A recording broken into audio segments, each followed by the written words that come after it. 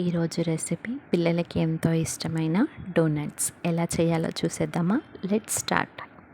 ముందుగా ఒక బౌల్ తీసుకొని 1 కప్ పాలు, 1 స్పూన్ డ్రై ఈస్ట్ వేసుకొని 1 స్పూన్ షుగర్ వేసుకొని కలుపుకొని మూత పెట్టుకొని ఒక 10 మినిట్స్ రెస్ట్ ఇవ్వాలి. ఈలోపు ఇంకో బౌల్ తీసుకొని ఇందులో 2 కప్స్ వరకు మైదా తీసుకోవాలి.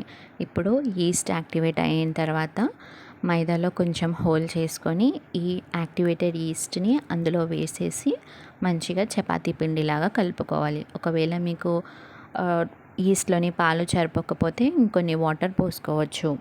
ఇలా కలుపుకున్న పిండిని ప్లాట్ఫామ్ పైకి తీసుకొని కొద్దిగా బటర్ వేసుకొని మంచిగా మసాజ్ చేస్తూ నీట్ చేసుకోవాలి. ఒక 10 మినిట్స్ అన్నా నీట్ చేసుకున్న తర్వాత సేమ్ బౌల్కి షిఫ్ట్ చేసుకొని దానిపైనుంచి కొద్దిగా బటర్ పెట్టి సైజ్ డబుల్ అయ్యే వరకు రెస్ట్ ఇవ్వాలి. ఇలా డబుల్ సైజ్ అయిన తర్వాత మళ్ళీ ప్లాట్ఫామ్ పైకి తీసుకొని మళ్ళీ ఒక 10 to 15 మినిట్స్ వరకు మంచిగా నీట్ చేసుకోవాలి.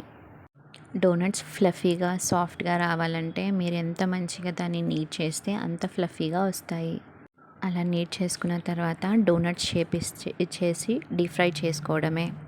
నేను ఇక్కడ ఒక మిస్టేక్ చేశానండి. డోనట్స్ షేప్ ఇచ్చిన తర్వాత డైరెక్ట్గా ప్లేట్ పైన వేసుకున్నాను.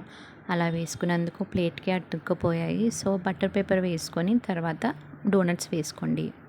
పిల్లలు చాలా ఇష్టంగా తింటారండి. చాలా ఈజీగా అయిపోతాయి. మీరు కూడా ఒకసారి ట్రై చేసి కమెంట్స్లో ఎలా వచ్చిందో చెప్పండి. Thanks for watching.